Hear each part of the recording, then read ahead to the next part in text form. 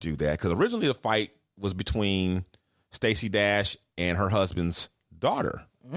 Don't know how old the daughter is, but yeah. So he said all I did was pull her off my daughter. Oh, that's what he said. So yeah. So Stacey Dash has been arrested for domestic battery, and then the internet was all abuzz about the fact that for some inexplicable reason her race is listed as white. I guess after you marry 4 white men, you actually transition to white. Wow. So that's probably what happened. Wow. She's probably legally and biologically a white woman at this point. Wow. I've been to Florida. She ain't white. She not? Not no. I don't know. Well, I don't know. Stacey. I think that's the rule. Although four white husbands, that makes you white. She's also by default super duper entrenched in that conservative white world. Oh yeah, definitely. So I'm sure, and she's famous. So I guess like yeah. So they're like yeah. Because I think if Oprah wanted to be white, they'd let Oprah be white. And they probably heard about how a couple years ago we traded her. I can't remember who we traded her for. Definitely. Chelsea Handler, I think. Maybe. I definitely would make that trade. So absolutely. Yeah, she in a heartbeat. Like in a heartbeat. Like yeah. Yeah, she's out for sure. I know that. Yeah, she's been traded. I don't know who we traded her for. I don't know how many times over. But yeah, I don't know. I don't care who we traded her for. I know she's out. Yeah, she's been traded by everybody. So they're a few times. So. And that probably just makes her feel so happy just to have that check mark in that box. Oh, what do you mean, the W? Right. Oh.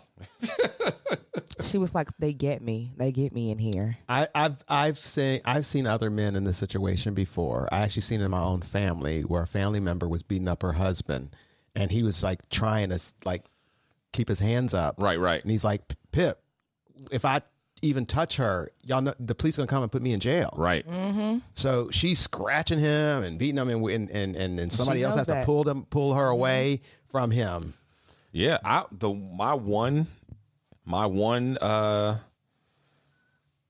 guess encounter or ordeal with domestic violence was I had an ex-girlfriend who was crazy, and she was trying to goad me into being physical with her, and she had expressed other times before that I don't know if she was so messed up that to her she equated, because some women are like that, they've been abused and they kind of, when they get with somebody who's not abusive, then they don't feel like he cares about them because he's not abusive, and that's the way they equate love or something. I'm not exactly sure if that's what was going on or what, but she did admit that, she's tried to get me to be physical with her and done things to try to provoke it. And this time we were having an argument, and it was in my apartment building, and in my apartment, and me and Weezy were roommates at the time. She was like throwing stuff at me and hitting me and whatever. I ran like a little bitch and locked myself in the bathroom. Right.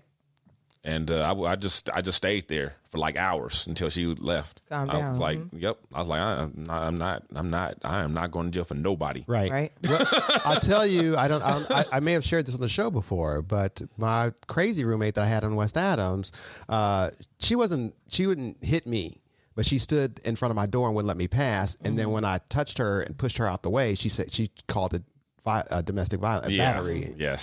Yeah. And she said she was going to call the cops on me. Mm-hmm. Provoking. Yeah. Women, I know. Ruthless. I know. Yeah. We don't have no patience. That happened to me before too. That blocking the thing, and I gently pushed past. It was they tried to cry. Yeah, that happened to me before as well too. You can't impede somebody's past. That's illegal. Right. You cannot. 100 on that. But in other celebrity gossip, Madeline Ward, former Boy Meets World star, is now starring in a porn because she says it was really well written.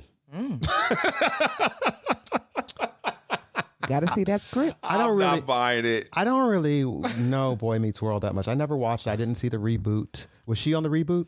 I don't know. I wasn't that show was a little after my time. Me too. We were adults. Yeah. It was more for kids. Was she on the reboot? Do you know? I don't know if she was on the reboot, but I know she was I know who she played on the original. On the original. Okay. And I love that show. I love Clueless, but I just think that she's broke. That's What? it. You mean Boy Boy Meets World? No, her. Yeah, Maitland Ward you from just Boy said Meets Clueless. World. That was Boy Meets World. Sorry. Yes, Yeah. Boy Meets World. Sorry. Clueless was yes, last story. Yeah. Sorry, Boy Meets World. Yeah, I loved Boy Meets World, and in the reboot, no, I haven't seen the reboot to know if she's in it, but I did like the original Boy Meets World, and I do think that she's just doing it because she's broke. Well, yeah, probably. I definitely would believe that long before how well the script was written is the reason why she's doing it. And also, too, a lot of people think that this is like her, because the news, I guess, just got a hold of this and making a big deal out of it, thinking like she's just jumping right in. But she's kind of been dabbling for a while. In porn? Yeah. Yeah, she's got some stuff out with, like, girls and, she got a few girl scenes, and which is usually one of the first ways people will start trying to dip women usually kind of slide into the pool with that. And this seemed like a girl-on-girl movie, too. I think so, but she has done some boy and girl stuff as well. I saw the trailer. Because there's definitely some boy and girl scenes out there with her as well. I'm not sure if it's professional or not, but this is not her first foray into the adult world. She's already got some stuff on the net that you could already find. The plot. But the plot thickens. You saw the trailer. That's what she said. I just remember them being something like there's like I don't know, it was kind of generic. It's a porn. So she lied about it being well written. I'm sure there's some nice scenes in there. I think she's saying comparatively. Oh. Comparatively, I'm sure this probably is well written, really well written script compared to the last one she did, where it's like right. Okay, all right. Let's see. Yeah. Compared to the last four. The last one, she's like, I'm horny. Yeah, me too. You want to do something about it? Already on it. And this one has. Yeah, this one's a lot better written compared to White Horse 62. Right. Okay. All right. I'll give her that. All right, Boy Meets World. She met the world, all right. Oh, boy. Yeah. Okay, check this out. So we know how we always talking about the rent and the cost of living here. Yes. Crazy expensive. So it's not just here. There's other places as we just have discussed, including further south, further Southern California down to San Diego. They have for $1,050 a month an actual literal shed. Now it's been converted so that it is studio quality, but it's an actual shed that there's a window on a door, and there's a new floor. It has a little kitchenette. It does not have a washer and dryer. It does have air, and it doesn't come with parking. But it pretty much has everything else another studio does have in that area, and it's a pretty ritzy area. People are like losing their mind over it. It actually has a property management company who is in charge of the shed, which I find that hilarious. Out. No, it's treated like an actual, property. And the property management company is like, well, you guys can laugh if you want to and think that, but like the tenant that just left was here for 2 years and they paid $1,100. Wow. It's 200 square feet. And they said the size. Oh my God. They said the size. I could get my booty in there. They said the size of the property plus the location of the property, everything else around there is going for $300 more. So it's a deal. That's crazy. Is it? So that's what they're saying. Insanity. But I believe it. It's so funny because it's funny how like I believe it too. I saw an episode of More Tales of the City, and one of the characters is looking for an apartment in San Francisco, and this woman shows him goes into this place, and they walk through it, and they get into this bathroom, and the guy's like, this bathroom is so beautiful, blah, blah. He's like, I think I'm going to take this place. And she's like, really? I didn't think anybody was serious about it. He's like, what do you mean? She's like, when I put up that there was a tub for rent, that I didn't think anybody would actually rent it. It was just for the tub. Where did you see that? It's on More Tales of the City. Oh, my God. Oh, my God. Right. We're on our way. Just the tub. Just the tub. Just the tub. This is beautiful. Oh, good. Yeah. This is going to work out. But you know what though? I think we're not that far from that. No. In L.A.? Yeah. No, definitely not. We're not that far. Although not that far. it's funny because this is more than I pay for rent. Oh, yeah. Yeah, so. I mean, a back house is one thing, but a shed, you don't even have parking. That's the thing. No parking? Come on now. Yeah, I don't know. I'm pretty sure if I built one of those little places that they were talking about, we did the article about that for the whole homeless program and all that. Like a tiny house or something? The little tiny houses. It's not much bigger than this, and I'm sure I could get that. Actually, I'm probably a little bit more.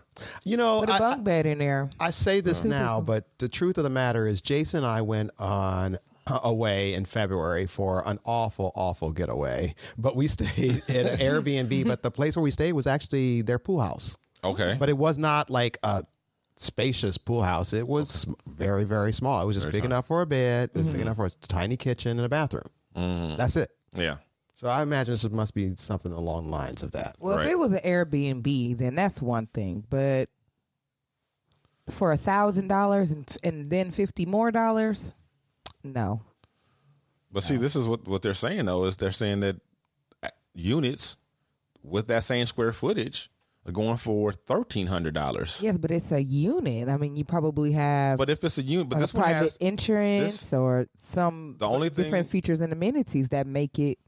Well, maybe he can use the pool. All right. But you also, it's $300 less, and you got air.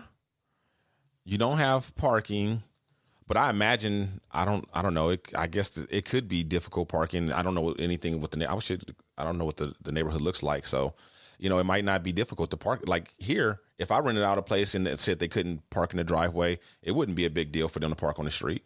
You know what I mean? The cost of living is just too high. Here, it wouldn't be a big deal at all. It's true. The cost of living is just too high. So, I agree with that as well. That right there.